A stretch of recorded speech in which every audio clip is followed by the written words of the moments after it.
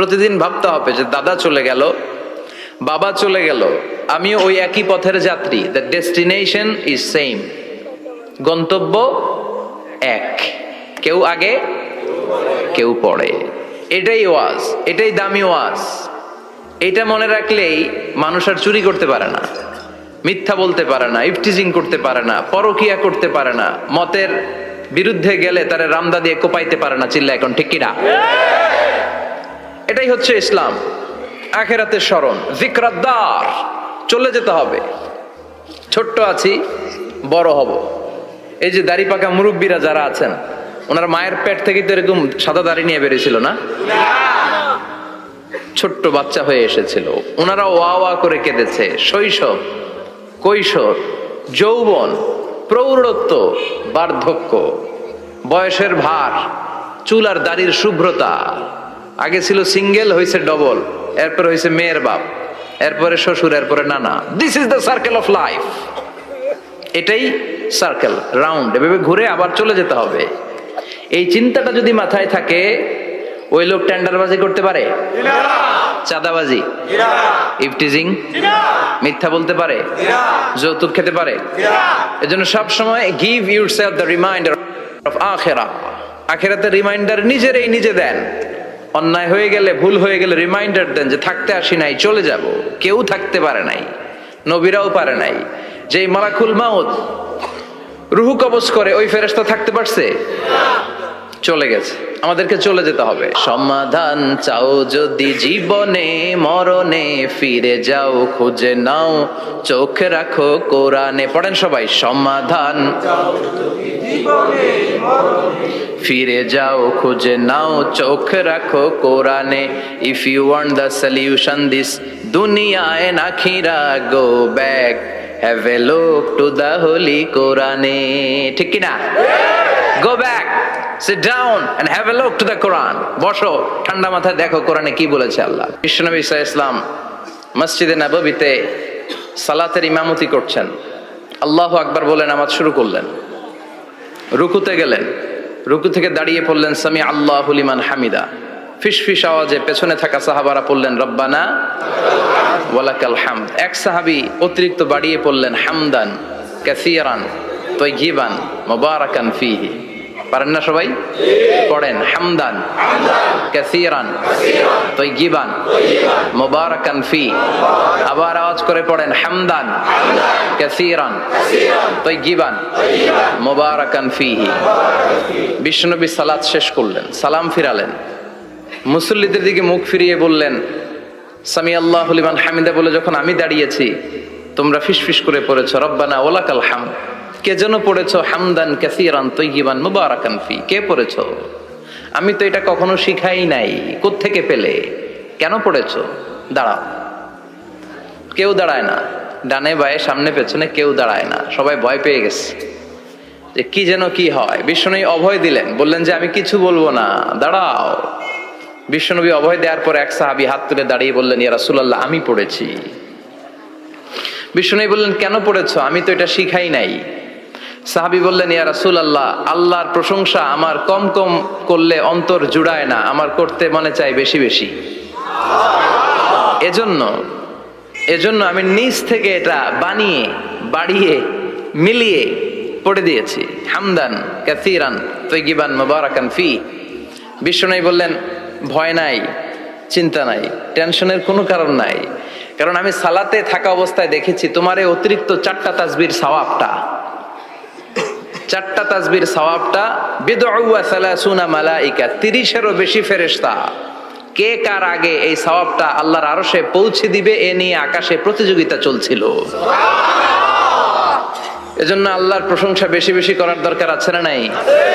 বিশ্বনবী সব সময় আল্লাহর প্রশংসা করতেন আর দোয়া করতেন, আল্লাহ আমি যেন বেশি বেশি আপনার প্রশংসা করতে পারি, আমি যেন আপনার শুকরগুজার বান্দা হতে পারি। আল্লাহুম্মা জাআলনি সাবুরা ওয়া জাআলনি শাকুরা ওয়া জাআলনি ফি আইনি সগীরা ওয়া ফি আ'য়ুনিন নাসি কাবীরা।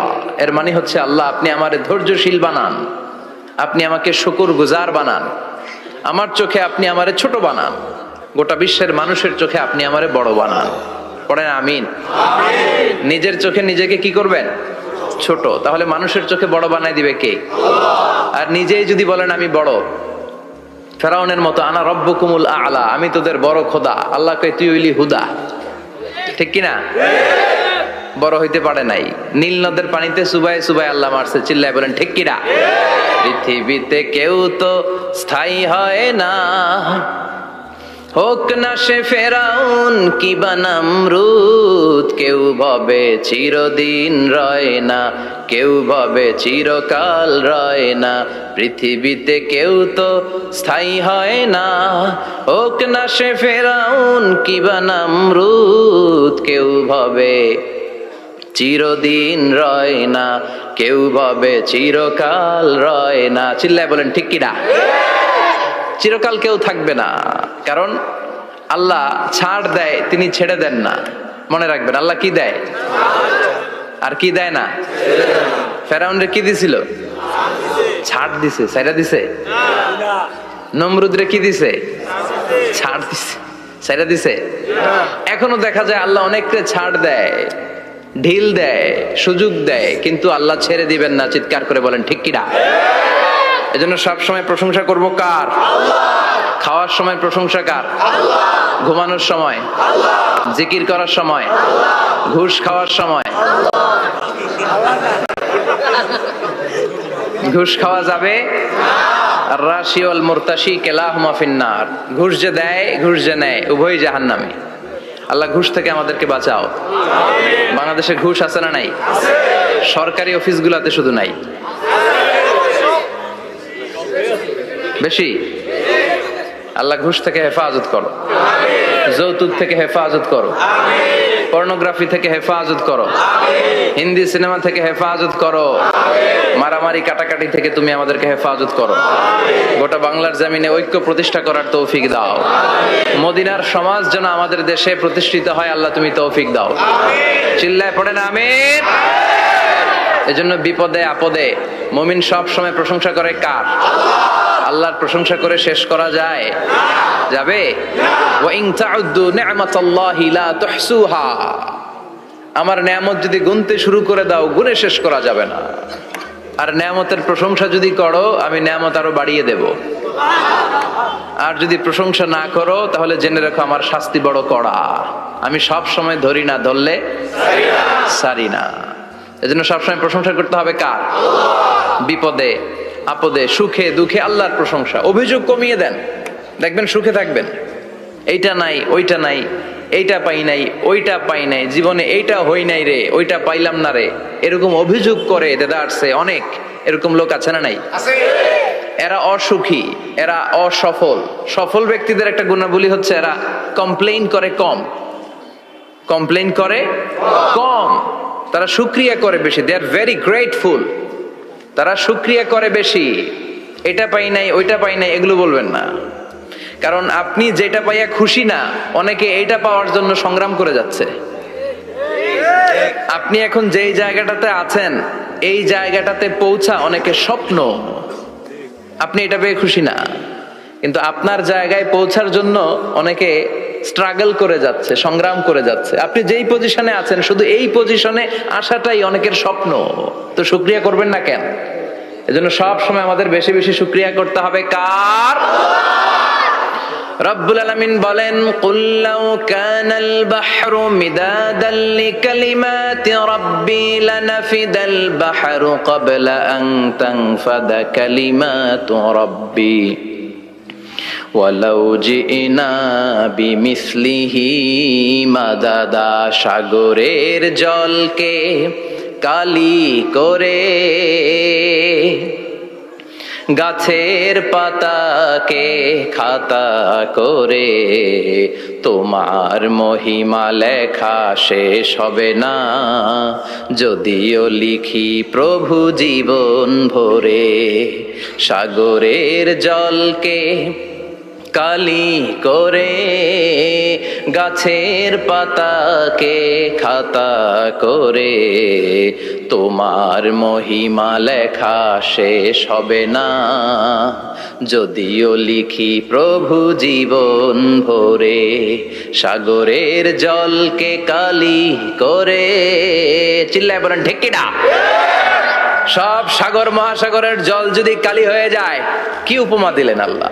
সব সাগরের পানি যদি কালি হয়ে যায়, সব গাছের পাতাও যদি খাতা হয়ে যায়, আর সাগরের জল নামক কালি দিয়ে গাছের পাতা নামক খাতার উপরে যদি আমি আল্লাহর প্রশংসা তোমরা লিখতে শুরু করে দাও, সাগরের জল শেষ হয়ে যাবে, গাছের সব পাতাগুলো ফুরিয়ে যাবে, আমি আল্লাহর প্রশংসা করে শেষ করা যাবে না। সুবহানাল্লাহ বাড়িতে যায় বলবেন।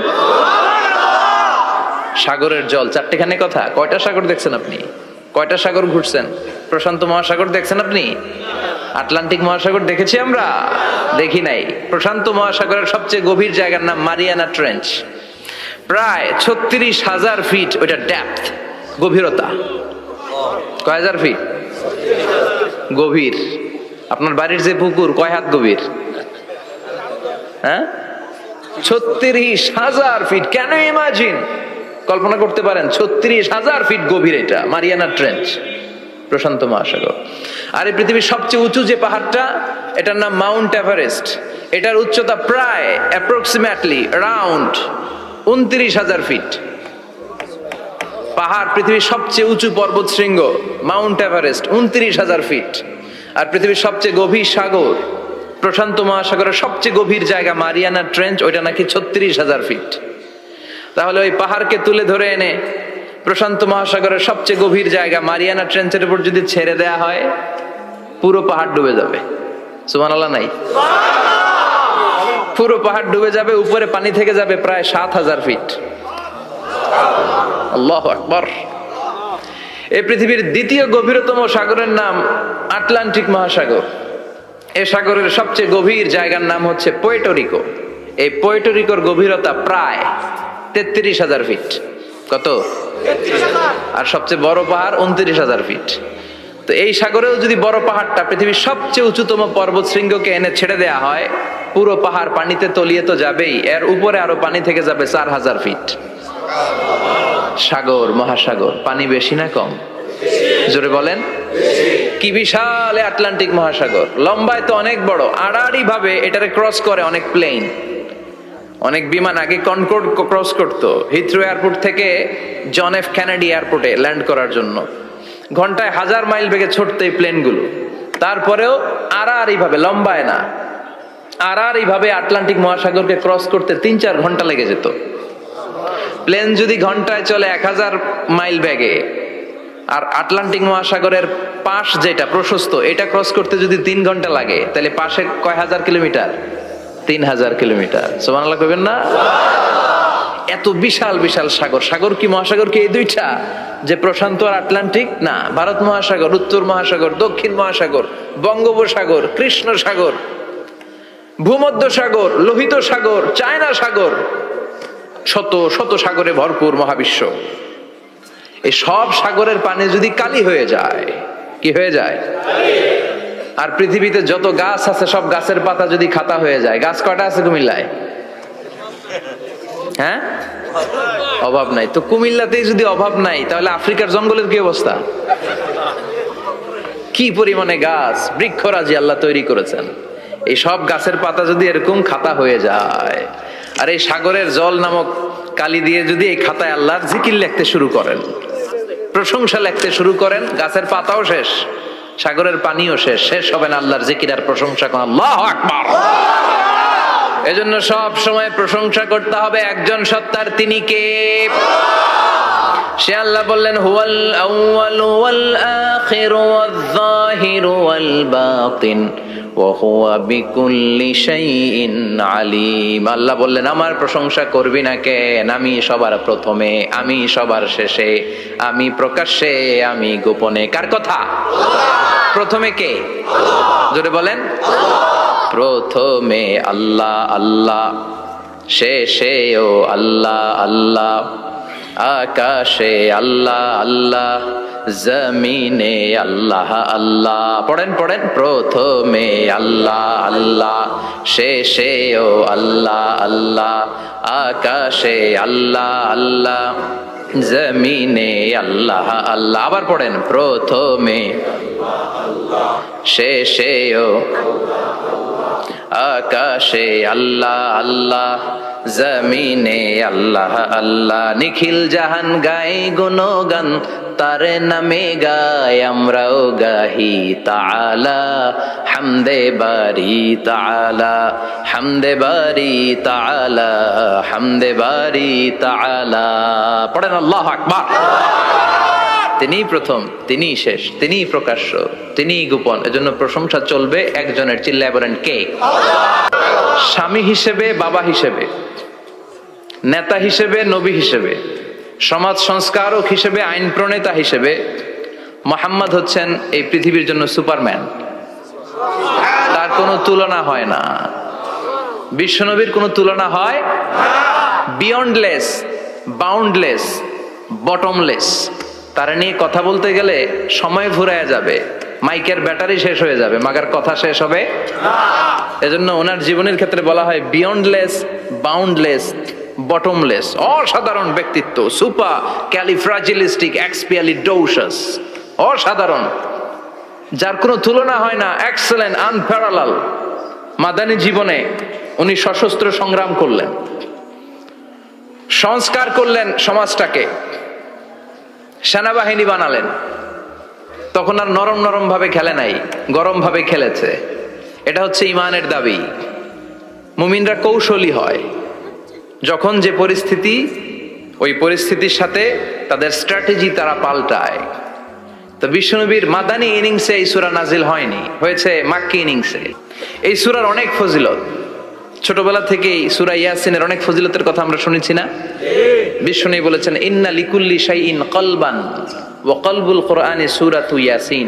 সব জিনিসের একটা কলব আছে, হৃদয় আছে, অন্তর আছে, আর কোরআনের কলবের নাম হচ্ছে সূরা ইয়াসিন। বিশ্বনবী বললেন ইন্না লিকুল্লি শাইইন কলবান, সব জিনিসের একটা কলব আছে। ওয়া ইন্না কলবাল কোরআনি সূরাতু ইয়াসিন, আর কোরআনের কলবের নাম হলো সূরাতু ইয়াসিন। মান ক্বারাআ সূরাতা ইয়াসিন মাররা ওয়াহিদা, একবার সূরাতু ইয়াসিন তেলাওয়াত করলে 10 পারা কোরআন খতমের সওয়াব হয়ে যায়। বিশ্বনবী বলতেন ইন্না ফিল জাসাদি মুদগা, দেহে একটা গোশতের টুকরা আছে। ইযা সালুহাত সালুহাল জাসাদু কুল্লু, এই দেহের গোশতের টুকরা যদি ভালো হয়ে যায়, পুরো দেহটারে ভালো করে দেয় কে? আল্লাহ। এই দেহের গোশতের টুকরাটা যদি পচে যায়, পুরো দেহটারে নষ্ট করে দেয় কে? বিশ্বনবী বললেন আলা ওয়াহিয়াল কলব, এই টুকরাটার নাম হলো কলব। এজন্য আল্লাহ বললেন আলা বিযিক্রিল্লাহি তাতমাইন্নুল কুলুব। দুনিয়ার কোন জিনিস দিয়ে কলব ঠান্ডা হয় না, দুনিয়ার কোন জিনিস দিয়ে কলব পরিচ্ছন্ন হয় না। কলব শুধু পরিচ্ছন্ন হয় একটা জিনিস দিয়ে, লা ইলাহা ইল্লাল্লাহ, লা ইলাহা ইল্লাল্লাহু মুহাম্মাদুর রাসূলুল্লাহ সাল্লাল্লাহু আলাইহি ওয়াসাল্লাম। তাহলে কোরআনের একটা কলব আছে। আমাদের দেহে যেমনি কলব আছে, প্রতিটা প্রাণীর যেমনি কলব আছে, অন্তর আছে, কোরআনেরও কলব আছে না নাই? আছে। কোরআনের কলবের নাম? চিল্লায় বলেন, কোরআনের কলবের নাম? আবার বিশ্বনবী বলতেন ইকরাউ আলা মাউতাকুম সূরাত ইয়াসিন, তোমাদের মুমূর্ষু ব্যক্তিদের সামনে বসে সূরাত ইয়াসিন তেলাওয়াত করো। রূহ চলে যাবে, মৃত্যুর একেবারে দ্বার প্রান্তে দাঁড়িয়ে এই মুহূর্তে তার পাশে বসে পড়তে আরম্ভ করেন ইয়াসিন ওয়াল কোরআনিল হাকীম ইন্নাকা লামিনাল মুরসালিনা আলা সিরাতিম মুস্তাকিম। ওই ব্যক্তির ঈমানের মৃত্যু দান করে দিবে কে? আল্লাহ। মৃত্যুর কষ্ট হালকা করে দিবে কে? আল্লাহ। আবার বিশ্বনবী বলতেন রাত্রিবেলা যে ব্যক্তি একবার সূরাত ইয়াসিন তেলাওয়াত করে ঘুমাতে যায়, সকালবেলা নিষ্পাপ অবস্থায় তারে ঘুম থেকে জাগাবে কে? আল্লাহ। তাহলে এই সূরার মর্যাদা কম কম না বেশি বেশি? কলবুল কোরআন, এটা কোরআনের কলব। একবার পড়লে 10 পারার সওয়াব। আবার মুমূর্ষু ব্যক্তির সামনে বসে সূরা ইয়াসিন তেলাওয়াত করতে বলা হয়েছে। তাহলে মৃত্যুর কষ্টরে হালকা করে দেয় কে? আল্লাহ। আবার রাত্রিবেলা সূরা ইয়াসিন তেলাওয়াত করলে সকালবেলায় নিষ্পাপ বানায় দেয় কে? আল্লাহ। মানে থাকবে? কোরআনের কলবের নাম কি? ভুলে যাবেন না তো? বেশি বেশি তেলাওয়াত করতে রাজি আছেন? সকাল সন্ধ্যা তেলাওয়াত করবেন তো? সূরা ইয়াসিন ছাড়াও এই সূরার অনেকগুলো নাম তাফসীর গ্রন্থে পাওয়া যায়। এই সূরার একটা নাম হচ্ছে সূরাতুল কাদিয়া। সূরাতুল তাকদি হাজাতা কারিহা, যে এই সূরা তেলাওয়াত করে ওই তেলাওয়াতকারীর যে হাজত আছে, প্রয়োজন আছে, এই সূরার বরকতে আল্লাহ তার প্রয়োজন পূরণ করে দেয়। আমাদের জীবনে প্রয়োজন আছে না নাই? কার কাছে চাইবো? বিপদে পড়লে কারে বলবো? আমরা বিপদে পড়লে প্রথমে শেয়ার দেই ফেসবুকে। কোথায় শেয়ার? আগে শেয়ার দিব কার কাছে? মনে থাকবে? বিপদে পড়লে ফেসবুকে শেয়ার দিব না, বন্ধুরে শেয়ার করব না, বউয়ের কাছেও পরে শেয়ার করব, আগে শেয়ার করব কার কাছে? মনে থাকবে? এজন্য বিশ্বনবী বলতেন এই সূরার নাম সূরাতুল কাদিয়া, মানুষের হাজত পূরণ করে দেয়। এই সূরা তেলাওয়াত করে যদি আপনি আল্লাহর কাছে কোনো বিপদ থেকে পানা চান অথবা কোনো প্রয়োজন নিয়ে দোয়া করেন, সূরার বরকতে প্রয়োজনটা পূর্ণ করে দেয় কে? কেউ যেটা পারে না পারে কে? কেউ যেটা দেয় না দেয় কে? কেউ যেটা শোনে না শোনে কে? তাহলে পেলাম সূরাতুল কাদিয়া। আরেকটা নাম আছে সূরার, সেটা হচ্ছে সূরাতুল আযীমা, সুমহান সূরা। কি সূরা? সুমহান, আযীমা। এই আযীম আর আযীমা এই শব্দ দুইটা অনেক দামি, আল্লাহ যে কোনো জায়গায় ব্যবহার করেন নাই। বিশ্বনবীর চরিত্রের উপমা দিতে যে আল্লাহ আযীম শব্দ বলেছেন, তাই না? রব্বুল আলামিন বলেন ওয়া ইন্নাকা লাআলা খুলুকিন আযীম। ও নবী, সাধারণ কোন চরিত্র আপনারে আমি দেই নাই, আপনারে আমি দিয়েছি আযীম একটা চরিত্র, খুলুকুন আযীম। And verily indeed you are on a very good standard of character. অসাধারণ চরিত্র দিয়েছি। বিশ্বনবীর চরিত্র বুঝাতে যে আল্লাহ কি শব্দ ব্যবহার করেছেন? কথা বলে না, তাফসীর শিখে যেতে হবে। কোন শব্দ ব্যবহার করেছেন? আযীম। আবার আল্লাহ নিজের পরিচয় দিতে যে আযীম বলেছেন, ওয়ালা ইয়াউদুহু হিফযুহুমা ওয়া হুয়াল আলিয়্যুল আযীম। সুবহানাল্লাহ। আকাশ জমিনের নিয়ন্ত্রণ করতে যে আল্লাহ কখনো ক্লান্ত হয় নাকি? কারণ তিনি হচ্ছেন আল আলিয়্যুল আযীম। আল্লাহু আকবার। তার মানে নবীর চরিত্রের ক্ষেত্রে আযীম, আল্লাহর নিজের সত্তার ক্ষেত্রে আল্লাহ বললেন আযীম। আবার বললেন কিয়ামতের দিন গোটা পৃথিবীটারে আমি নাড়িয়ে দেব, গোটা পৃথিবীতে একটা আমি ভূমিকম্প দিব। এই কথাও কোরআনে আছে না নাই? ইযা জুলজিলাতিল আরদু জিলজালাহা আল কারিয়াতু মাল কারিয়া। পুরো পৃথিবী কাঁপিয়ে দিব। এই কাঁপাকাঁপিটা ওই দিনের ভূমিকম্পটা কি অন্যান্য সময়ের ভূমিকম্পের মতো হবে? এই ভূমিকম্পকে আল্লাহ বলেছেন আযীম। ইন্না জালজালাতা সাআতি লা শাইউন আযীম। সেদিনের ভূমিকম্প সাধারণ কোনো আর্থকোয়েক নয়, সাধারণ ভাইব্রেশন না, এটা আযীম। আবার আল্লাহ কোরআনকেও আযীম বলেছেন, ওয়ালাকাদ আতাইনাকা সাবআম মিনাল মাসানি ওয়াল কুরআনাল আযীম। ও নবী, আমি আপনারে নিত্য পাঠনীয় সপ্তবাক্য সূরাতুল ফাতিহা দিয়েছি, সাথে সাথে কোরআনে আযীম দান করেছি। সুবহানাল্লাহ। তার মানে কোরআনের ক্ষেত্রে আযীম, কিয়ামতের ভূমিকম্প এটা আযীম, আল্লাহ নিজেও আযীম, বিশ্বনবীর চরিত্র আযীম। আবার এই সূরাটাও যেহেতু দামি, এজন্য এই সূরার নাম সূরাতুল আযীমা, সূরাতুল সুমহান সূরা। এটা যেন তেন সূরা নয়, এটা তো কোরআনের কলব। কলব ছাড়া মানুষ বাঁচে? হার্ট ফাউন্ডেশনে যেয়ে দেখবেন মানুষের কি অবস্থা। হৃদরোগ, হৃদয় যার নষ্ট, তার যে কত কষ্ট। এই যে কি পরানো লাগে এখন? রিং পরায়, এনজিওগ্রাম, এনজিওপ্লাস্টি করে আর্টারি ব্লক করে ফেলে। চর্বি, এত চর্বি আমরা খাই, এত গরুর গোশত আমরা খাই। মনে রাখবেন, যেই প্রাণীর পা বেশি ওইটার ভিতরে কোলেস্টেরল বেশি। মাছের কয় পা? হ্যাঁ, নাই, এখানে নাই, মাছের পাটা নাই, কোলেস্টেরল নাই। মুরগির কয় পা? জোরে বলতে হবে। তার মানে কিছু কোলেস্টেরল আছে না নাই? গরুর কয় পা? কোলেস্টেরল বেশি না কম? এইবার কোন চিংড়ির কয় পা? সবচেয়ে বেশি কোলেস্টেরল কন্টেইন করে শ্রিম্প, প্রন, চিংড়ি। এজন্য এগুলো কম খাইতে হবে। তবে 40-এর আগে যারা আছেন ধুমায়া খান, 40-এর পরে এই যে মাটন, ল্যাম্প, ছাগলের গোশ, খাসির গোশ, চিংড়ি, এগুলো আপনার ডায়েট থেকে বাদ দিয়ে দিতে হবে। বুঝতে পেরেছেন? এজন্য এই সূরাটা যেন তেন সূরা নয়, এটা তো কোরআনের কলিজা, হার্ট, হৃদয়। এজন্য সূরাটা সূরাতুল আযীমা। সুবহানাল্লাহ পড়েন। তার মানে 1 নম্বরে পেলাম সূরাতুল কাদিয়া, 2 নম্বরে পেলাম সূরাতুল আযীমা, 3 নম্বরে সূরার আরেক নাম হলো সূরাতুল মুইম্মা। সূরাতুল মুইম্মা। মুইম্মার দুই অর্থ। এক অর্থ হচ্ছে এটার বরকতটা আম, সবার জন্য, যেই পড়ে সেই বরকত পায়, এজন্য মুইম্মা। আবার মুইম্মার আরেক অর্থ হচ্ছে যেই সূরা শত্রুকে অন্ধ করে দেয়। কি করে দেয়? এই সূরার প্রথম 9টা আয়াত যদি বিপদে পড়ে, শত্রুর কবলে পড়ে আপনি তেলাওয়াত করেন, শত্রুর চোখটারে অন্ধ করে দিবে কে? আল্লাহ। বিশ্বনবী মক্কা থেকে যখন মদিনায় যায়, হিজরতের সময় বিশ্বনবী সূরাতুল ইয়াসিনের প্রথম 9টা আয়াত তেলাওয়াত করলেন। তেলাওয়াত করে আল্লাহর নাম নিয়ে ঘর থেকে বের হলেন। আশেপাশে কাফেররা ঘুরে কিন্তু বিশ্বনবীরে দেখে না, সবাই খালি এরকম এরকম করে, ডানে বায়ে হাতায় বিশ্বনবীর সামনে দিয়ে যায়, কিন্তু কাফেরদের চোখ অন্ধ করে দিয়েছে কে? এজন্য কোরআন তেলাওয়াত করলে কাফেরদের চোখকে অন্ধ বানায় দেয় কে? এজন্য সূরার একটা নাম হচ্ছে সূরাতুল মুইম্মা। কি নাম? অন্ধ করে দেয়। তাফসিরে কুরতুবীর মুসান্নিফ ইমাম আল কুরতুবী, উনাকে জালিম বাদশা বন্দী করেছিল। ওনার তাফসিরে এসেছে উনি শক্তিশালী লোক ছিলেন, জেলখানা ভেঙে বাঁচার জন্য দিয়েছে দৌড়। উনারেও ধরার জন্য জালিম বাদশার সৈনিকেরা ঘোড়া নিয়ে রওনা হয়েছে। উনিও দৌড়ায়, ঘোড়াও পেছন থেকে আসে। ওমিয়া মানুষ কি ঘোড়ার দৌড়ের সাথে পারে?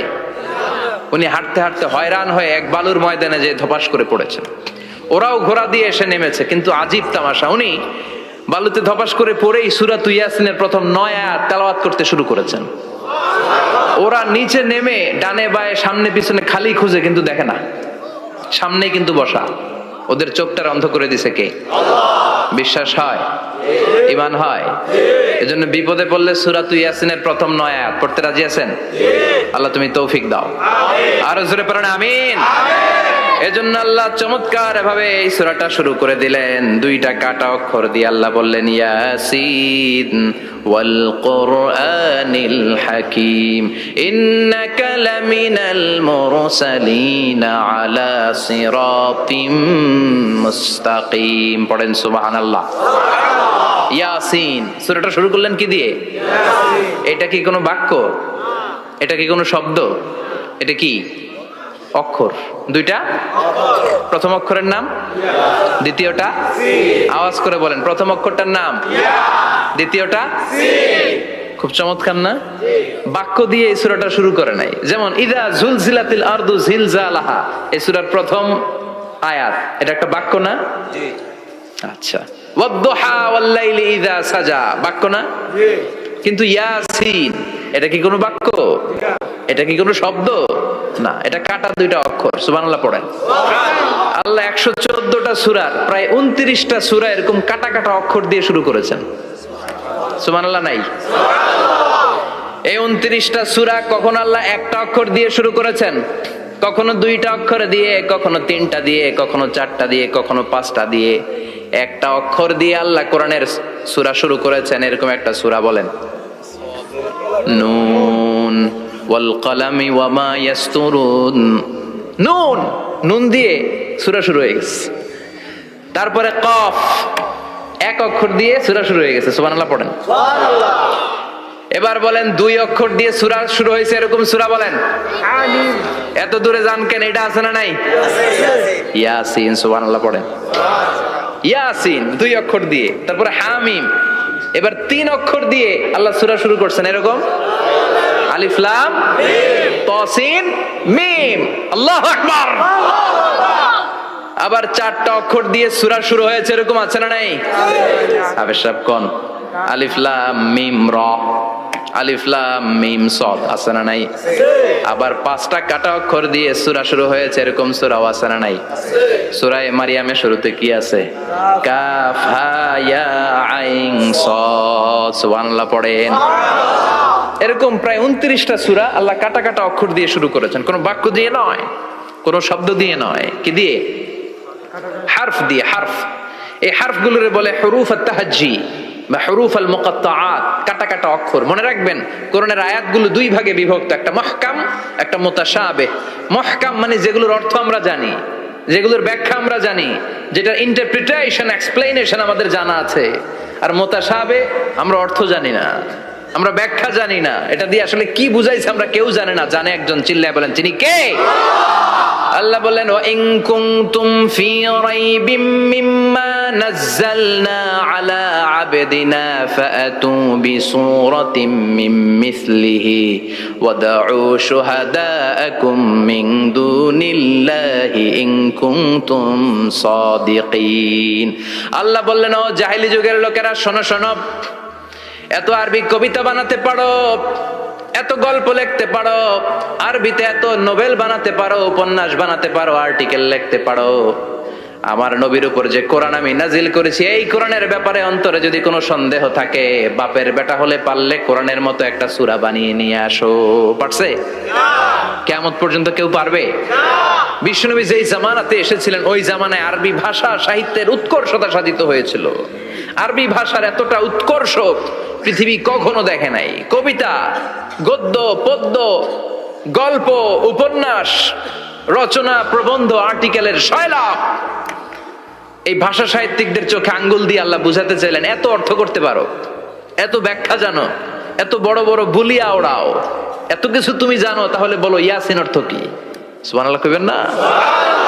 তাইলে বল নুন অর্থ কি, কফ মানে কি, আলিফ লাম রা মানে কি, ফাবুহিতাল্লাযী কাফার। কেউ জানে না, কেউ উত্তর দিতে পারে না। কোন সুবহানাল্লাহ। এটা কোরআনের মুজিজা, এটার অর্থ কেউ জানে না।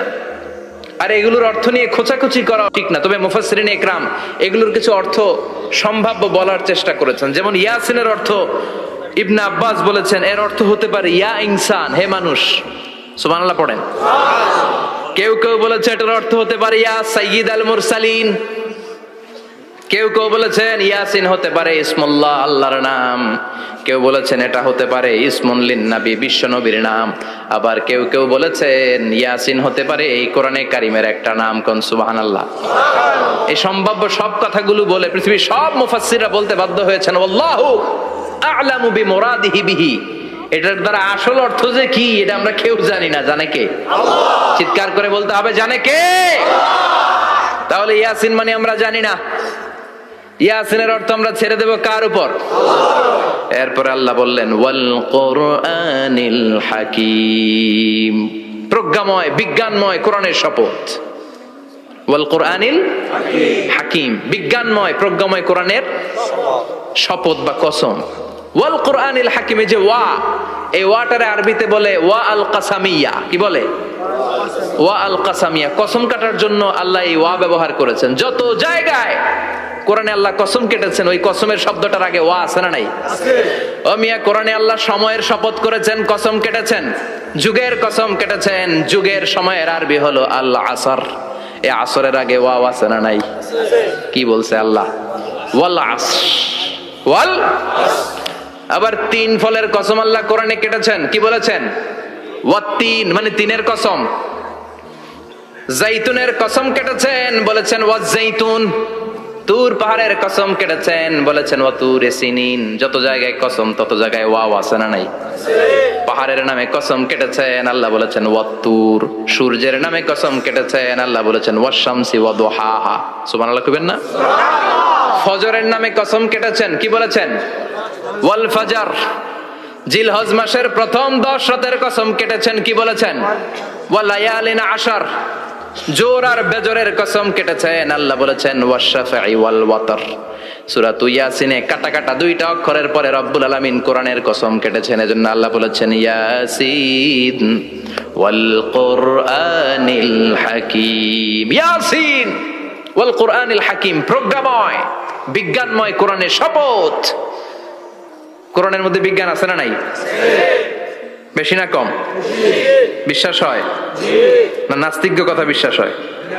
নাস্তিকরা বলে কোরআনের মধ্যে বিজ্ঞান নাই, কোরআনের মধ্যে সায়েন্স নাই, কোরআনের ভেতরে টেকনোলজি নাই। কিন্তু কোরআন বলে এমন কিছু নাই, মানুষের প্রয়োজনীয় এমন কিছু নাই যেটা আমার ভিতরে নাই। আল্লাহু আকবার।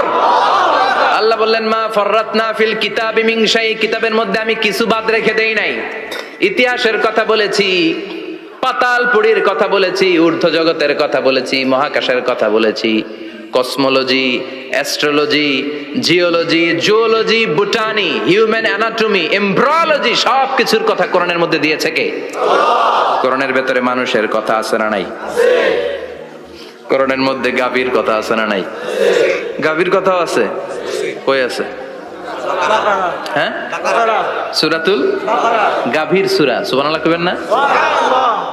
মানুষের কথা আছে সূরাতুল ইনসান, জিনদের কথা আছে সূরাতুল জিন, মাকড়সার কথা আছে সূরাতুল আনকাবুত, মৌমাছির কথা আছে সূরাতুন নাহাল। মৌমাছির কথা বলেছেন, দুধের কথা বলেছেন, প্রাণীর কথা বলেছেন, খাদ্যের কথা বলেছেন, মানুষের দেহ বৈশিষ্ট্যের কথাও বলেছেন। চিৎকার করে পড়েন আল্লাহু আকবার। আল্লাহ বললেন ওয়া আওহা রাব্বুকা ইলান নাহলি আনিত্তাখিযি মিনাল জিবালি বুয়ুতাও ওয়া মিনাশ শাজারি ওয়া মিম্মা ইয়ারিশুন। সুবহানাল্লাহ পড়েন। ওয়া আওহা রাব্বুকা ইলান নাহল, আল্লাহ মৌমাছির কাছে সিক্রেট মেসেজ পাঠিয়েছেন। সুবহানাল্লাহ পড়েন। ওয়ালা তাবলা গারাইবহু, কোরআন কোনদিন কারো কাছে পুরাতন মনে হয় না। ফিহি মাসাবিহুল হুদা, কোরআনের মধ্যে আছে হেদায়েতের মশাল। ওয়া মানারুল হিকমা, কোরআন হলো বিজ্ঞানের সুউচ্চ মিনার। লা তুহসা আজাইবুহু, কোরআনের আশ্চর্যান্বিতার শেষ নাই। যতই পড়বেন আপনি আশ্চর্য হয়ে যাবেন, যতই স্টাডি করবেন, যতই অধ্যয়ন করবেন, আপনার চোখকে খুলে দিবে কে? আল্লাহ। ওয়ালা তাবলা গারাইবুহু, কোরআন কখনো পুরাতন হয় না। পুরান হয় নাকি? যার বয়স 50 বছর ধরে নামাজি মানুষ, প্রতি নামাজের প্রত্যেক রাকাতে কোন সূরা পড়া লাগে? তো 50 বছর যদি কেউ নামাজি হয়, তাহলে কত লক্ষবার উনি সূরা ফাতিহা পড়ছে উনি নিজে জানে? তারপরেও কোনোদিন কি মনে হয়েছে সূরা ফাতিহাটা একটু পুরান পুরান লাগে? আজকে কুল হল্লা দিয়ে শুরু করুন। কথা বলেন, পুরান লাগছে কোনোদিন? এত পড়ছে এটা, আজকে আর এটা না, আজকে আর একটা, এরকম মনে হয়? ওয়ালা তাবলা গারাইবুহু, পুরান লাগে না। প্রতিদিন নতুন, প্রতিনিয়তই নতুন, অলওয়েজ নিউ, সব সময় নতুন। এজন্য বিশ্বনবী বললেন লা তুহসা আজাইবুহু, কোরআনের আশ্চর্যান্বিতার শেষ নাই। ওয়ালা তাবলা গারাইবুহু, কোরআন কখনো পুরাতন হয় না। ফিহি মাসাবিহুল হুদা, কোরআনের মধ্যে আছে হেদায়েতের মশাল। ওয়া মানারুল হিকমা, কোরআন হলো বিজ্ঞানের সুউচ্চ মিনার। সুবহানাল্লাহ। আল্লাহ বললেন ওয়া আওহা রাব্বুকা ইলান নাহাল, আমি মৌমাছির কাছে মেসেজ দিলাম, সিক্রেট মেসেজ। আনিত্তাখিযি মিনাল জিবালি বুয়ুতা, তোমরা পাহাড়ের মধ্যে তোমাদের বাড়ি বানাও, মৌচাক বানাও। অমিনা সাজার, গাছের মগ ডালে, বড় বড় ডালে তোমরা বাসা বানাও। ওয়া মিম্মা ইয়ারিশুন, উঁচু উঁচু জায়গায় মৌচাক বানাও, যাতে করে গ্রামের ছোট্ট ছেলেরা ঢিল মারতে না পারে। কোন সুবহানাল্লাহ। মৌমাছির আল্লাহ শিখাই দিছে। নিচু জায়গায় কোনোদিন মৌমাছির বাসা দেখবেন? নিচু জায়গায় সহজে নাগাল পাওয়া যায়, ধরা যায়। কথা কন। ডাল বেয়ে মগ ডালে ওঠা লাগে মধু খাইতে চাইলে। চিল্লায় বলেন ঠিক কিনা? আল্লাহ সিক্রেট মেসেজ দিলেন আর বললেন আনিত্তাখিযি। আলেম যারা আছেন বলেন তো, ইত্তাখিযি এটা কি মুজাক্কারের সিগা না মুয়ান্নাসের সিগা? কথা কইতে হবে। কেউ নাই এটার উত্তর দেওয়ার মতো? মুয়ান্নাস, মাশাআল্লাহ। এটা স্ত্রীবাচক শব্দ। আল্লাহ মৌমাছিকে যে মেসেজ করছে পুরুষ মৌমাছিরে কয় নাই, এটা নারী মৌমাছিরে কইছে। চিল্লা এখন সুবহানাল্লাহ। এখন গবেষণা করে দেখা গিয়েছে, কার্ল ভন ফ্রিচ, একজন অস্ট্রিয়ান বিজ্ঞানী, উনি এটা নিয়ে গবেষণা করে 73 সালে 1973 নোবেল পেয়ে গেছে। এই আয়াতের উপর গবেষণা করে আল্লাহ কেমন করে সিক্রেট মেসেজ দিয়েছেন, কেমন করে মৌমাছি মৌচাকের বাসা বাঁধে, কেমন করে মধু আহরিত হয়, এটার উপর গবেষণা করে উনি একটা বই লিখেছেন, দ্য ডান্সিং বিজ। নেচে যাওয়া মৌমাছিগুলো, নাচতে নাচতে যেতে থাকা মৌমাছিগুলোর উপর একটা বই লিখে, দ্য ডান্সিং বিজ লিখে উনি নোবেল প্রাইজ পেয়েছেন এই মধুর উপরে। চিল্লায় পড়েন আল্লাহু আকবার। এখন কোরআনের আয়াত থেকে বোঝা গেল আনিত্তাখিযি মিনাল জিবালি বুয়ুতা, আল্লাহ নারী মৌমাছিকে বলেছেন মৌচাক বানাও, তোমাদের মধু রাখার জন্য বাসা বানাও। কার্ল ভন ফ্রিচ গবেষণা করে পেয়েছে মৌচাকের বাসা বানানো হয়, মধু আহরণ করা হয়। যেই মৌমাছিটা নেতৃত্ব দেয় এটা পুরুষ মৌমাছি নয়, এটা হলো মহিলা মৌমাছি। কোন সুবহানাল্লাহ। পুরো মৌচাকের মধ্যে মধু আহরণ, মধু নেওয়া, পুরো প্রসিডিউরটা সারার জন্য কোনো পুরুষ মৌমাছি লিডিং দেয় না, লিডিং দেয় একটা নারী মৌমাছি, স্ত্রী মৌমাছি। এজন্য ইত্তাখিয, ম্যাসকুলিন জেন্ডার ইউজ না করে আল্লাহ বলেছেন ইত্তাখিযি। নারী মৌমাছিকে আল্লাহ অ্যাড্রেস করে বলেছেন যাও মৌচাক বানাও আর এটার মধ্যে মধু আহরণ করো। চিল্লায় পড়েন আল্লাহু আকবার। আল্লাহ বললেন ইত্তাখিযী মিনাল জিবালি বুয়ুতা, পাহাড়ের মধ্যে ঘর বানাও, মিনাশ শাজার গাছের বড় ডালের মধ্যে ঘর বানাও, ওয়া মিম্মা ইয়ারিশুন উঁচু উঁচু জায়গায় ঘর বানাও। উনি গবেষণা পেয়েছেন এই মধুর মধ্যে অসাধারণ কিছু ন্যাচারাল অ্যান্টিসেপটিক আছে। কি আছে? Natural antiseptic. এটার নাম হচ্ছে প্রপিলিস। প্রপিলিস নামে একটা লিকুইড পাওয়া যায় মৌচাকের মধ্যে। এটা কাটা জায়গায় লাগা দিলে স্যাভলন ডেটল কিছু লাগানো লাগবে না। ওই প্রপিলিসের কারণে আপনার কাটা জায়গা এমনি শুকায় যাবে। সুবহানাল্লাহ পড়েন। দ্বিতীয় বিশ্বযুদ্ধে রাশিয়ান যত সৈনিকরা যুদ্ধে আহত হতো ওরা আলাদা করে অ্যান্টিসেপটিক খাইতো না, ওরা মধু আইনা লাগাই দিত আর সুস্থ হয়ে যেত। সুবহানাল্লাহ পড়েন। নিউজিল্যান্ডের কিছু বিজ্ঞানীরা আবিষ্কার করেছে মৌমাছির হুলের ভিতরে রেমিটিক ফিভারের অ্যান্টিবায়োটিক আছে। অনেকের বাত জ্বর হয়, বাতের ব্যথা থাকে না? থাকে, মুরব্বীদের বেশি হয়। ওই জায়গার মধ্যে যদি আপনি মৌমাছি এনে ঢুকাই দিতে পারেন, মৌমাছির হুল লাগাই দিতে পারেন, ভালো হয়ে যাবে। মৌমাছি যখন হুল ফুটে আরাম লাগে না অনেক? খাইছেন? কামড় খাইছেন? হ্যাঁ, মজা লাগে। তো নিউজিল্যান্ডের এই গবেষকরা এরা আবিষ্কার করেছে যে মৌমাছি যদি হুল ফুটিয়ে দেয় ওইখানে বাতের ব্যথা থাকলে, বেদনা থাকলে এটা ভালো হয়ে যাবে। আমি নিজে দেখেছি বিবিসি একটা ডকুমেন্টারি। ইজিপশিয়ান একজন ফিজিশিয়ান চিকিৎসক, উনি ওনার বাতের ব্যথায় আক্রান্ত যত রুগীরা আছে ওদের গায়ের মধ্যে মৌমাছি এনে এনে নিজে নিজে হুল ফুটায়। রুগী চিৎকার মারে, ও মাগো, ও আল্লাহ গো, কিন্তু একদিন পরে ব্যথা নাই আর কয় ভালো হয়ে গেছে। সুবহানাল্লাহ কইবেন না? তো এজন্য এই কার্ল বন ফ্রিজ 1973-তে দ্য ডান্সিং বিজ লেখে গোটা বিশ্বকে তাক লাগিয়ে দিয়েছে। তার গবেষণার প্রতিটি পয়েন্ট কোরআনের আয়াতের সাথে মিলে যায়। চিৎকার করে পড়েন আল্লাহু আকবার।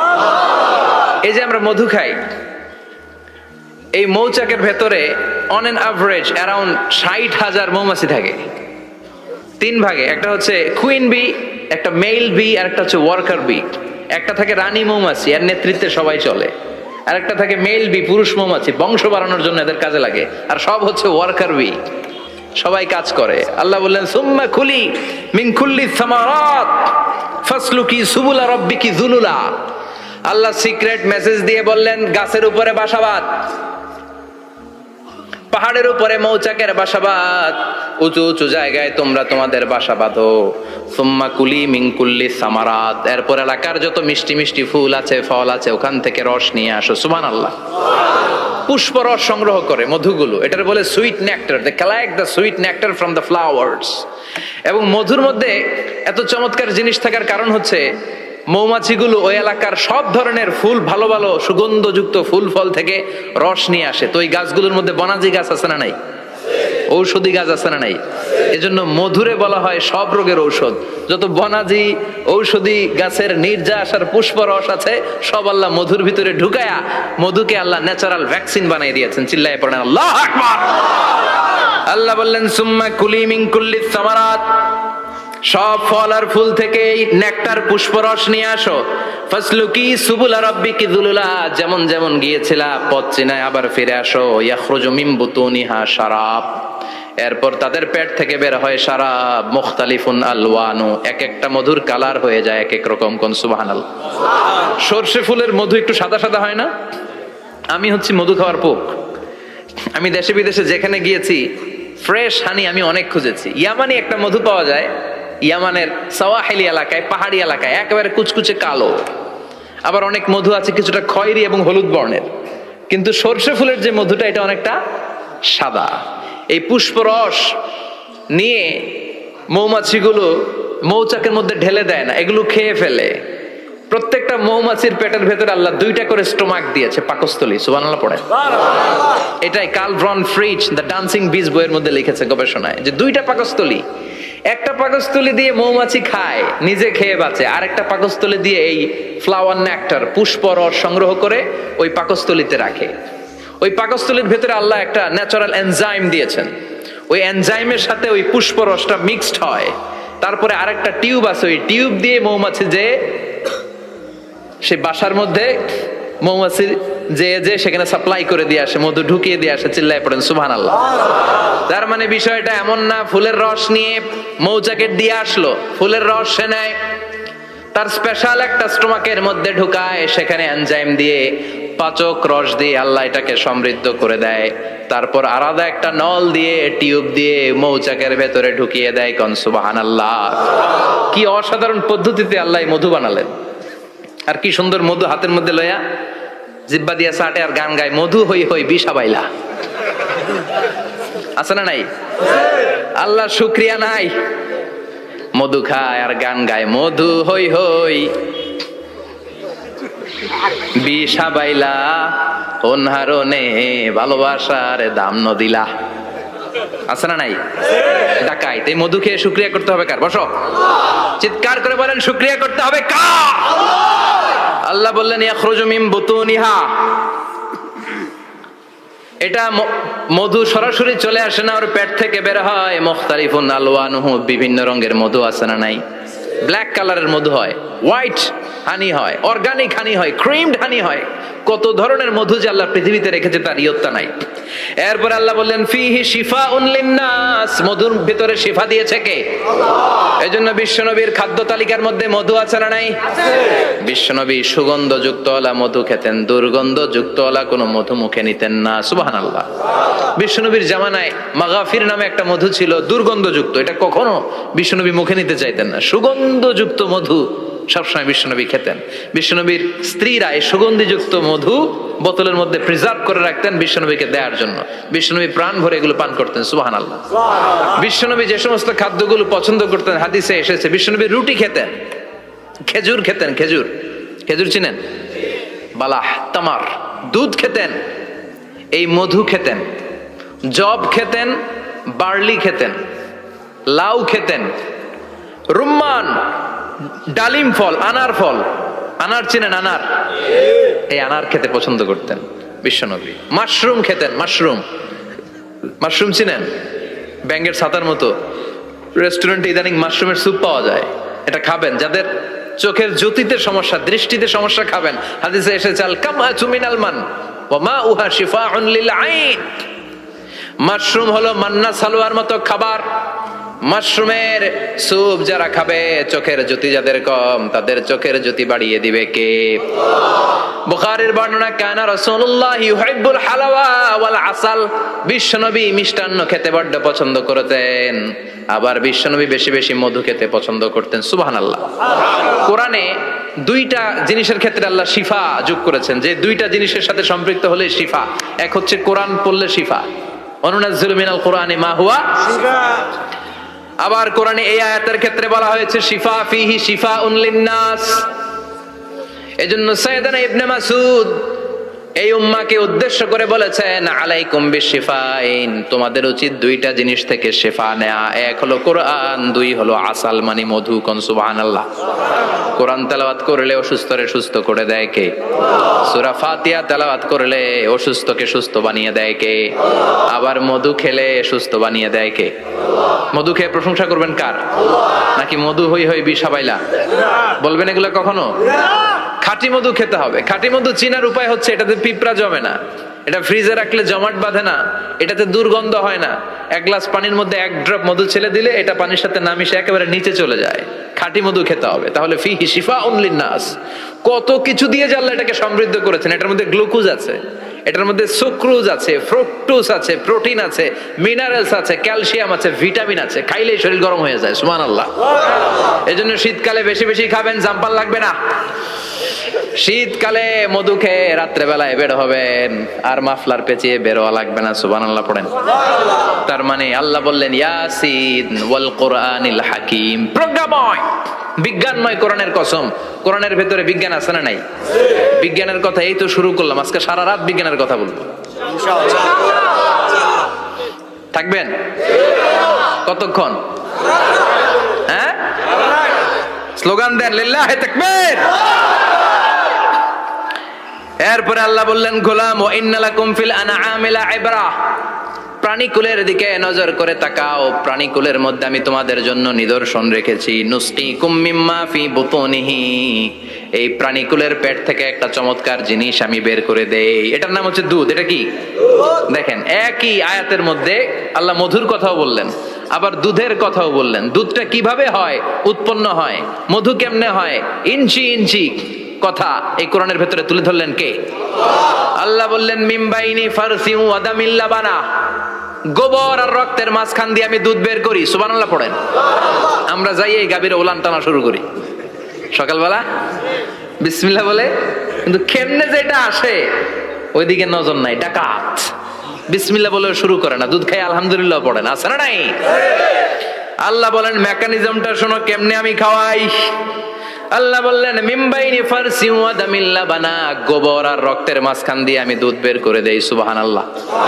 গরু যে ঘাস খায়, এই ঘাস থেকে রক্ত হয় আর গরুর গোবর হয়। পেটের একদিকে থাকে গোবর, আরেক দিকে থাকে রক্ত। রক্ত দুর্গন্ধ, গোবরও দুর্গন্ধ।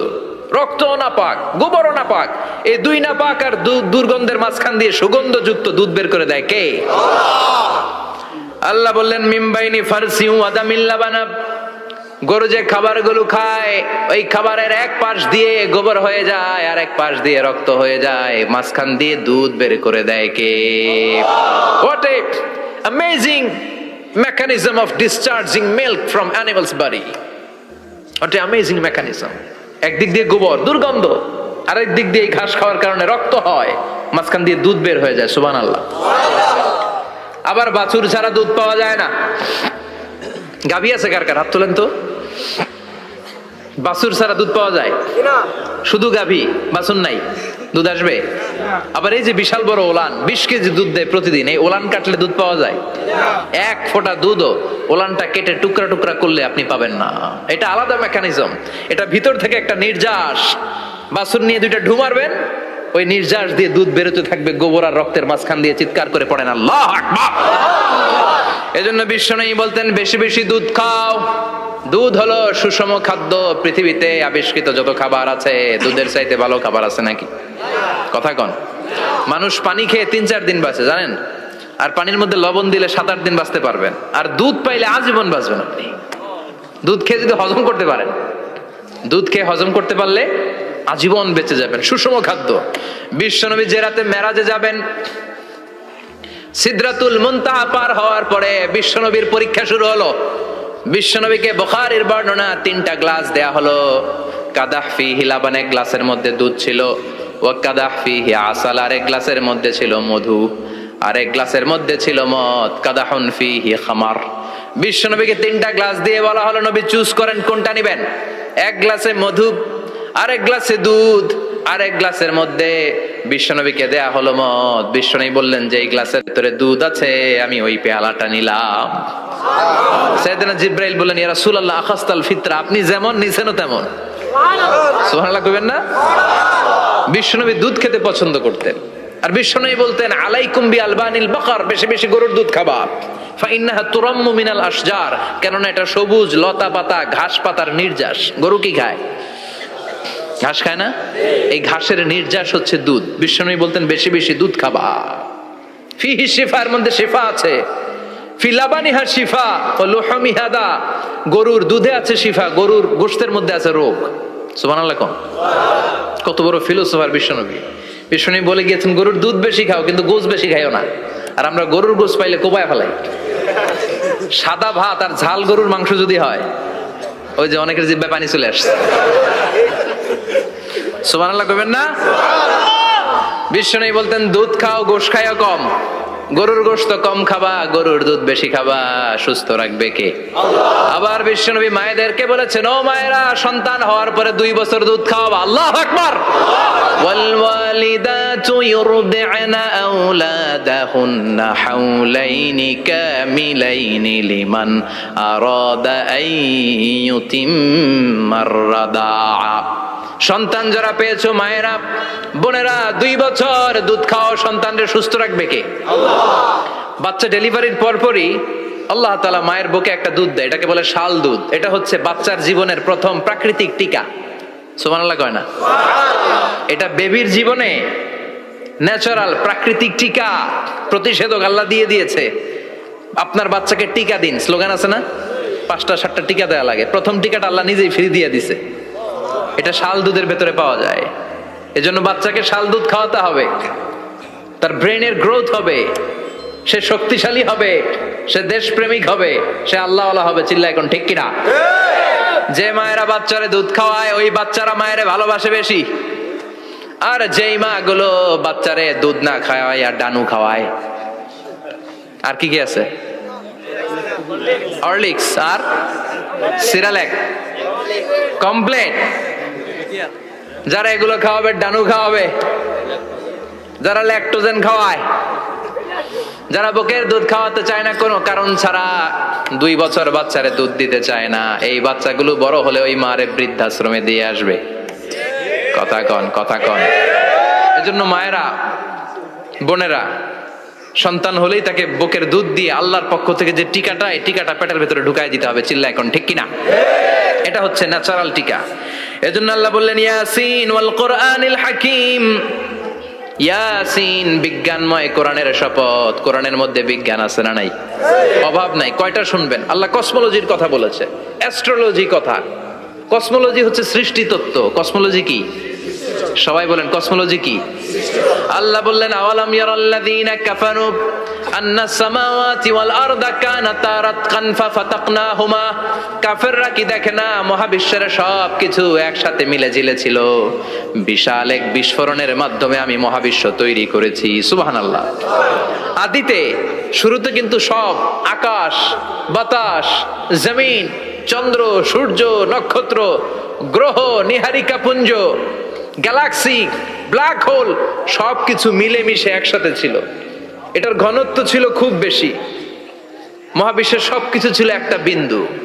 এটাকে বিজ্ঞানীরা নাম দিয়েছে দ্য সিঙ্গুলারিটি, মহা একত্ব। এরপর একটা প্রচন্ড বিস্ফোরণের মধ্য দিয়ে মহাবিশ্ব সৃষ্টি হয়েছে। এটার ওরা নাম দিয়েছে বিগ ব্যাং থিওরি। কি নাম? স্টিফেন হকিং মারা গেছে না গত বছর নাকি? হ্যাঁ, বছর খানিক আগে মারা গিয়েছে। সবচেয়ে বড় পদার্থবিজ্ঞানী ছিল। সে একটা বই লিখেছে, from the brief history of time, a brief history of time from big bang two black hole. সেখানে সে প্রমাণ করেছে কোরআনের এই আয়াত, কানাতা রাতকান, মহাবিশ্বের সবকিছু একটা বিন্দু ছিল। চাঁদ, সূর্য, গ্রহ, তারা সবকিছু ছিল। কথা বলেন, সবাই বলেন। একটা মাত্র বিন্দু ছিল। আল্লাহ বলেন, don't the disbeliever observe that the heavens and earth were joined together, then I separated with a gigantic sound, explosion. সব একসাথে ছিল, চাঁদ, তারা, আকাশ, নদী, নালা সব একসাথে। তারপরে একটা বিকট বিস্ফোরণের মধ্য দিয়ে পৃথিবী হয়েছে, এ চাঁদ হয়েছে, চন্দ্র হয়েছে, সূর্য হয়েছে, মহাবিশ্বের সবকিছু এই মহাবিস্ফোরণের মধ্য দিয়ে হয়েছে। চিৎকার করে পড়েন আল্লাহু আকবার। এই যে ছোট্ট পৃথিবীতে আমরা বসে আছি, এই পৃথিবীর চেয়ে সূর্য 13 লক্ষ গুণ বড়। চিল্লায় পড়েন আল্লাহু আকবার। এটা কি বাড়ির কাছের কথা? 13 লক্ষ গুণ বড়, কল্পনা করা যায়? তার মানে কি সূর্যই সবচেয়ে বড়? না, সূর্যের চেয়ে অনেক বড় বড় তারা আছে। ব্যাটেলজিউস নামে একটা তারা আছে মহাকাশে, যেটা যে সূর্য পৃথিবীর চেয়ে 13 লক্ষ গুণ বড়। এই ব্যাটেলজিউস তারা সূর্যের চেয়ে 33 কোটি গুণ বড়। এই ব্যাটেলজিউস তারাটাই কি সবচেয়ে বড়? না, এর চেয়েও কত বড় তারা যে আছে কোনো হিসাব নাই। এরকম বিশাল বিশাল তারা ঘুরতে ঘুরতে, মাওয়াকিউন নুজুম, ব্ল্যাক হোল নামে একটা রেঞ্জ আছে। এই রেঞ্জের মধ্যে যদি ঢুকে যায়, ছোট্ট বাচ্চার মুখে চকলেট দিলে বাচ্চা যেমনি চকলেট চুষে খেয়ে ফেলে, এই বিশাল বিশাল তারাগুলো ব্ল্যাক হোলের মধ্যে ঢুকলে এক মুহূর্তের মধ্যে নিঃশেষ হয়ে যায়। চিল্লায় পড়েন আল্লাহু আকবার। এজন্য আল্লাহ বললেন, ফালা উকসিমু বিমাওয়াকিউন নুজুম, এই তারকা নিঃশেষ হওয়ার যে জায়গাটা, এই জায়গার কসম আমি কোরআনের মধ্যে খেলাম। এই ব্ল্যাক হোলের রেঞ্জের ভেতরে তারা আসলে মুহূর্তের মধ্যে নিঃশেষ বানিয়ে দেয় কে? একটা তারার চেয়ে আরেকটা তারা বড়। এরকম হাজার কোটি তারা মিলে আমাদের গ্যালাক্সি। এই গ্যালাক্সির নাম হচ্ছে মিল্কি ওয়ে। কি নাম? আমাদের গ্যালাক্সির নাম কি? সবাই বলেন তো। Milky Way. কি নাম? এরকম একটা গ্যালাক্সি না, লক্ষ কোটি গ্যালাক্সি আছে। আমাদের গ্যালাক্সির পরে সবচেয়ে কাছের গ্যালাক্সির নাম অ্যান্ড্রোমেডা। কি নাম? এই অ্যান্ড্রোমেডা গ্যালাক্সি আমাদের গ্যালাক্সি থেকে 2.5 মিলিয়ন লাইট ইয়ার দূরে, মানে 25 লক্ষ লাইট ইয়ার। সুবহানাল্লাহ কইবেন না? আলোর গতি হচ্ছে পৃথিবীতে সবচেয়ে বেশি বর্তমান সময় পর্যন্ত, জানেন? সেকেন্ডে কত মাইল? 1,86,000 মাইল। 1 সেকেন্ডে আলো ছুটে 1,86,000 মাইল বেগে। এত বেগের কোন প্লেন বা রকেট নিয়ে যদি আপনি আমাদের গ্যালাক্সি থেকে মিল্কি ওয়ে থেকে অ্যান্ড্রোমেডাতে যেতে চান, তাহলে আপনার 25 লক্ষ বছর লেগে যাবে। সুবহানাল্লাহ বাড়িতে যাই বললেন। এরপর আল্লাহ বললেন, ওয়াস-সামাআ বানাইনাহা বিআইদিন ওয়া ইন্না লামুসিউন। আকাশ আমি বানালাম, গ্যালাক্সি আমি বানালাম, বানানোর পর থেকে সবগুলোরে আমি প্রশস্ত করতে শুরু করে দিলাম। সব ছিল ক্ষুদ্র, একটা বিন্দুর মধ্যে আমি বিস্ফোরণ করলাম একটা আওয়াজ দিয়ে। আওয়াজটা ছিল কুন। আওয়াজটা ছিল কি? জোরে কোন, আবার কোন।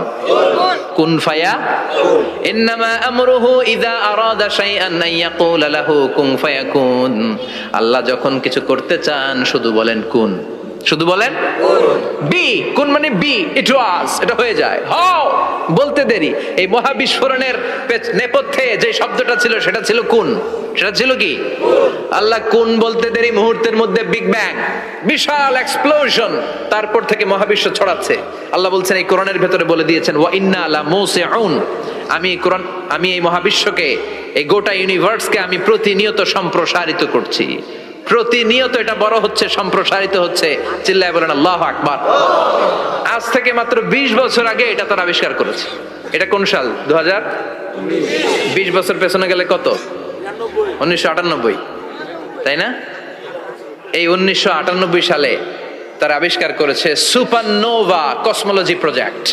এই সুপারনোভা কসমোলজি প্রজেক্টে তারা এই সিদ্ধান্তে এসেছে যে মহাবিশ্ব কোন নামক এক বিস্ফোরণের পর থেকে যে সম্প্রসারিত হচ্ছে, আজ পর্যন্ত এটা শুধু বাড়ছে আর বাড়ছে, অ্যাক্সেলারেটিং হচ্ছে, এক্সপান্ডিং হচ্ছে, এটা কমছে না। কিয়ামত পর্যন্ত এটা বাড়তেই থাকবে। চিৎকার করে পড়েন আল্লাহু আকবার। এজন্য আল্লাহ বললেন, ইয়াসিন ওয়াল কোরআনিল হাকিম। বিজ্ঞানময়, প্রজ্ঞাময় কোরআনের শপথ। এই কোরআনের ভেতরে আমি কসমোলজির কথা বলেছি, অ্যাস্ট্রোলজির কথা বলেছি, জিওলজির কথা বলেছি, ফিজিক্সের কথাও বলেছি। সুবহানাল্লাহ। ফিজিক্স মানে কি? পদার্থ। পদার্থের সবচেয়ে বড় উপাদান হচ্ছে লোহা। লোহার কথা কিন্তু কোরআনে নাই। আছে? কই আছে? হ্যাঁ, সূরাতুল হাদিদ, লোহার নামে একটা সূরা দিয়েছে আল্লাহ কোরআনে। সুবহানাল্লাহ পড়বেন না? সূরার নাম সূরাতুল হাদিদ। সূরার নাম কি? চিল্লায় বলেন সূরার নাম সূরাতুল হাদিদ। হাদিদ মানে লোহা। আল্লাহ বললেন, ওয়া আনজালনাল হাদিদা ফীহি বাসুন শাদীদ।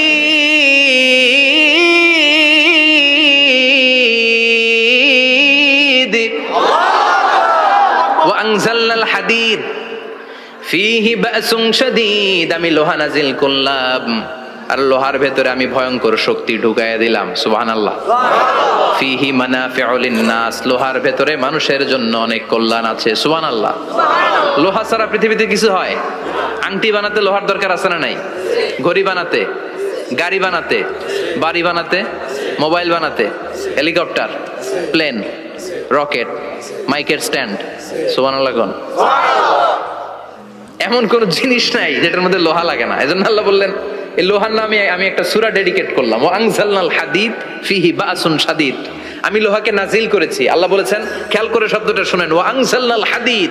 আমি লোহাকে উপর থেকে নাজিল করেছি। কি করেছি? কথা বলেন। তার মানে লোহা পৃথিবীতে ছিল না, নাজিল করছে কে? আল্লাহ। লোহা পৃথিবীতে ছিল? পৃথিবীতে ছিল। পৃথিবীতে থাকলে নাজিল করবেন কেন? এই যে কোরআনটা পৃথিবীতে আগে ছিল, নাজিল করছে কে? কোন ফেরেশতাকে দিয়ে? সাইয়েদনা জিবরাইল। কোন নবীর উপর?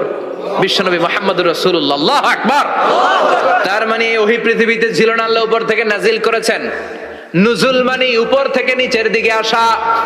এই নুজুল শব্দ ব্যবহার করে আল্লাহ বললেন, ওয়া আনজালনাল হাদিদ। লোহাকে আমি নাজিল করেছি। তার মানে লোহা পৃথিবীর উপাদান নয়, লোহা এসেছে উপর থেকে। কোন সুবহানাল্লাহ। বিজ্ঞানীরা, পদার্থবিদ যারা গবেষণা করে এটাই পেয়েছেন, লোহা আসলে পৃথিবীর না। লোহা পৃথিবীতে উৎপাদন করা হয় নাই। লোহার যে মলিকিউল, অণু আছে, লোহার একটা অণু তৈরি করার মতো ক্ষমতা পৃথিবীর নাই। ইভেন এই সৌরজগতের কোনো কিছু নাই। সূর্যের তাপেও লোহা তৈরি হতে পারে। লোহার ছোট্ট একটা অণু তৈরি করতে কমপক্ষে 1 কোটি ডিগ্রি সেলসিয়াস তাপের প্রয়োজন হয়। তার মানে এটা পৃথিবীর কোন উপাদান নয়, এটা আনজালনাল হাদিদ। আল্লাহ বলেন মহাবিস্ফোরণের কারণে গলিত অন্য কোন তারার ভেতর থেকে লোহার উপাদান আমি পৃথিবীর ভিতরে এনে ঢুকিয়ে দিয়েছি। তার মানে পদার্থের কথা কোরআনে আছে না নাই? সুবহানাল্লাহ কইবেন না? এরপরে বায়োলজির কথা আছে না নাই? বায়োলজিক্যাল অ্যাসপেক্ট অফ মাউন্টেন্স, কেমন করে পাহাড়ি রেঞ্জ তৈরি হলো, আছে না নাই? ওয়াজআলনাল জিবালা আওতাদা, পাহাড়কে আমি পেরেক মেরে দিয়েছি। ওমিয়া কাঠের ভেতরে যখন পেরেক মারেন, পেরেকের বেশিরভাগ অংশ কাঠের ভেতরে ঢুকে যায়, উপরে দেখা যায় সামান্য, ঠিক কিনা? তো লোহা যদি আল্লাহ পেরেক মারেন, উপরে যা দেখা যায় এটা সামান্য, আসল পাহাড় তো মাটির নিচে। সুবহানাল্লাহ কইবেন না? আসল পাহাড় কোথায়? পেরেক যদি কাঠের মধ্যে ঢুকিয়ে দেন, পুরো পেরেকটা কাঠে ঢুকে যায় না, উপরে দেখা যায় কদ্দুর? সামান্য। পাহাড়ের যা আপনি দেখেন এটা তো পেরেকের মাথা, পুরো পাহাড়টা আল্লাহ জামিনের ভেতরে গেড়ে দিয়েছেন। চিল্লায় পড়েন আল্লাহু আকবার। আবার আল্লাহ বললেন অমিনাল জিবালি জুদাদুম বিদু ওয়া হুমরুম মুখতালিফুন আলওয়ানু, আছে না নাই? ওয়া গারাবিবু সুদ, আল্লাহ বলেন নানা রঙের পাহাড় পর্বত মহাবিশ্বে আমি তৈরি করেছি। কোন পাহাড় হচ্ছে রক্তিম বর্ণের, কোন পাহাড়কে বানিয়েছি আমি কৃষ্ণ বর্ণের, কোন পাহাড়কে বানিয়েছি আমি শুভ্র বর্ণের, কোন পাহাড়ের রং কালো, কোনটা সাদা, কোনটা নীল, আছে না নাই? মহাবিশ্ব যখন তৈরি হয়েছে, পৃথিবীর মধ্যে 7টা টেকটনিক প্লেট তৈরি হয়েছে। 7 tectonic plates create the mountain range on earth. পৃথিবীতে এই পাহাড় তৈরির কারণ হচ্ছে 7টা প্লেট, এগুলোরে 7 টেকটনিক প্লেট বলে। এই প্লেটগুলোর কারণে পৃথিবীতে এই রং বেরঙের পাহাড় তৈরি হয়েছে। কত রঙের যে পাহাড় আছে! আরব বিশ্বে পাথরের পাহাড়, বাংলাদেশে মাটির পাহাড়, ব্রুনাই, সিঙ্গাপুর, ইন্দোনেশিয়াতে যদি যান আরেক ধরনের পাহাড়। চায়নার একটা শহর আছে গানজু সিটি, কি নাম? এই গানজু সিটিতে একটা পাহাড় আছে রেইনবো মাউন্টেন, ওখানে 7 রঙের পাহাড় পাওয়া যায় এক জায়গায়। সুবহানাল্লাহ কইবেন না? রেইনবো মানে কি? রংধনু। রংধনুর কয় রং? কথা কন। ছোটবেলা আমরা মুখস্থ রাখতাম বেনিয়া সহ কলা, বেতে বেগুনি, নিতে নীল, আতে আসমানি, শতে সাদা, হতে হলুদ, কতে কালো, লাতে লাল। সুবহানাল্লাহ নাই? মনে রাখার কি অসাধারণ পদ্ধতি! তো এই রেইনবো মাউন্টেন, রংধনুর 7 রঙের পাহাড় এক জায়গায় পাওয়া যায়। এখানে সাদা পাহাড়, এখানে সবুজ পাহাড়, এখানে নীল পাহাড়, ওখানে লাল পাহাড়, এখানে কালো পাহাড়। এই চায়নার গানজু সিটিতে আল্লাহ তাআলা 7 রঙের পাহাড় এক জায়গায় রেখেছেন। চিৎকার করে বলেন আল্লাহু আকবার। তার মানে বায়োলজির কথাও কোরআনের ভেতরে আছে না নাই? এরপর আল্লাহ বললেন কেমন করে আকাশ থেকে আমি পানি নাজিল করে, এটাও কোরআনে আছে না নাই? আমরা ছোটবেলা পড়েছি ওয়াটার সাইকেল, হাইড্রোলজিক্যাল সাইকেল, কেমন করে সূর্যের তীব্র তাপ সাগর থেকে পানিকে জলীয় বাষ্প করে উপসে নেয়, উপরে নিয়ে সেটাকে পুঞ্জীভূত করে দেয়, ঘনীভূত করে দেয়, মেঘ হয়ে যায়, সেখান থেকে ঝিরিঝিরি ঝিরিঝিরি বৃষ্টি পড়ে, আছে না নাই? আর ওই বৃষ্টির গান আমরা গাই, এই বৃষ্টি ভেজা রাতে তুমি চলে যেও না। ওই বৃষ্টি পেয়ে আল্লাহর কাছে দোয়া করে না? বিশ্বনবী বলেন রহমতের বৃষ্টির নিচে দাঁড়িয়ে কেউ যদি হাত তুলে দোয়া করে, ওই দোয়া কবুল করে কে? আল্লাহ। আবার আকাশের মধ্যে মেঘের ঘনঘটা দেখলে বিশ্বনবী পেরেশান হয়ে যেতেন, হয়রান হয়ে যেতেন, আর আল্লাহর কাছে বলতেন আল্লাহ এই মেঘ দিয়ে তুমি আমাদেরকে আযাব দিও না, তুমি আমাদেরকে গজব দিও না, তুমি আমাদেরকে শেষ করে দিও না, এই মেঘ থেকে তুমি আমাদেরকে রহমতের বৃষ্টি দাও। পড়ে না আমিন। বৃষ্টি দেখলে বিষ্ণু বলতেন আল্লাহুম্মা সাইয়িবান নাফিআ, ইয়া গাউসু আগিসনা গাউসান মুগীসান মারিআন মারিআন নাফিআন গায়রা দার আজিলান গায়রা আজিল। হে আল্লাহ এই বৃষ্টি থেকে তুমি ঠান্ডা রহমতের পানি দাও। কি দাও? আল্লাহ মেঘ দে পানি দে ছায়া দে রে তুই, আল্লাহ মেঘ দে, পড়েন পড়েন, আল্লাহ মেঘ দে পানি দে ছায়া দে রে তুই, আল্লাহ মেঘ দে। এই ওয়াটার সাইকেলের কথা আল্লাহ বলেছেন। আলাম তারা আন্নাল্লাহ ইউসজি সাহাবান, কাফের নাস্তিক যেগুলো সমাজের আবর্জনা খড়কুটা, ওরা কি দেখে না কেমন করে আমি বাতাসকে জলীয় বাষ্প করে আকাশে তুলি, বায়ুমণ্ডলে নিয়ে যাই, সুম্মা ইউআল্লিফু বাইনাহুম, জলীয় বাষ্পগুলারে তখন আমি ঘনীভূত করি, সুম্মা ইয়াজআলুহু রুকামান, এরপরে আমি মেঘে পরিণত করি, ফাতারাল ওয়াদকা ইয়াখরুজু মিন খিলালিহি, তারপর মেঘের ভেতর থেকে ঝিরি ঝিরি ঝিরি ঝিরি বৃষ্টি নাজিল করে কে? আবার আল্লাহ বললেন, পানি থেকে আমি পৃথিবীর সব প্রাণগুলারে বানালাম। ওয়াজআলনা মিনাল মাই কুল্লা শাইইন হাইয়া ফালা ইয়াকিলুন। পানির ভেতর থেকে সব প্রাণের উৎপত্তি পৃথিবীর মধ্যে ঘটিয়ে দিয়েছে কে? বিজ্ঞানীরা স্বীকার করেছে পৃথিবীতে যত প্রাণ পাওয়া যায়, যত প্রাণের ব্লুপ্রিন্ট পাওয়া যায়, সব এসেছে পানি থেকে। চিৎকার করে বলেন, কোত্থেকে? পানি নাই তো প্রাণ নাই, পানিও আছে প্রাণও আছে। কোন সুবহানাল্লাহ। বিজ্ঞানীদের ধারণা, তারা ধারণা করে বলেছে পৃথিবীর প্রথম প্রাণের নাম হচ্ছে অ্যামিবা। কি নাম? ওরা বলেছে এটা এককোষী জীব। It's a very small unicellular organism found ever in the world. পৃথিবীতে পাওয়া প্রথম এককোষী প্রাণীর নাম হচ্ছে অ্যামিবা। এটা এসেছে শৈবালের মতো, এরপরে জুপ্লাংটন, ফাইটোপ্লাংটন, ব্যাকটেরিও প্লাংটন, একটার পর একটা স্পিসিজ প্রজাতি পৃথিবীতে ডেভেলপ করেছে। কোন সুবহানাল্লাহ। এই পানির কথা কোরআনের ভেতরে বলে দিল কে? এজন্য আল্লাহ বললেন, ওয়াল কোরআনিল হাকিম, বিজ্ঞানময় কোরআনের শপথ। এই কোরআনটা বিজ্ঞানের ঠাসা। এই কোরআন আশ্চর্যের শেষ নাই। এই কোরআন কোনোদিন পুরাতন হয় না। এই কোরআনের ভেতরে আল্লাহ দিয়েছেন হেদায়েতের মশাল, আর কোরআনটাকে বানিয়েছেন বিজ্ঞানের সুউচ্চ মিনার। জোরে কোন সুবহানাল্লাহ। তার মানে কোরআনে আমরা কি পেলাম? দুধের কথা পেলাম, মধুর কথা পেলাম, কিভাবে ডায়েট করবেন সেটা আমরা পেলাম, আমরা কসমোলজি পেলাম, অ্যাস্ট্রোলজি পেলাম, বায়োলজি পেলাম, ফিজিক্স পেলাম, ওয়াটার সাইকেল পেলাম। এবার পাতালপুরীর কথার দরকার আছে না নাই? পৃথিবীর একেবারে গভীরতম গভীরে কি আছে এটা কিন্তু কোরআনে নাই। আছে।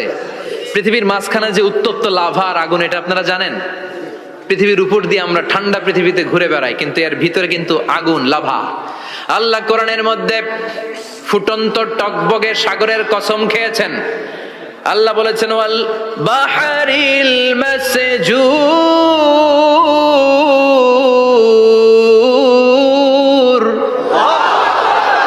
আমি কোরআনের ভেতরে ফুটন্ত টকবগে সাগরের পানির কসম খেলাম। পড়েন সুবহানাল্লাহ। সাগরের পানির, ফুটন্ত টকবগে সাগরের পানির কসম। সাগরের পানি আবার ফুটন্ত হয় কি করে? পানি কি হয়? ঠান্ডা। পানি কি? কথা বলেন।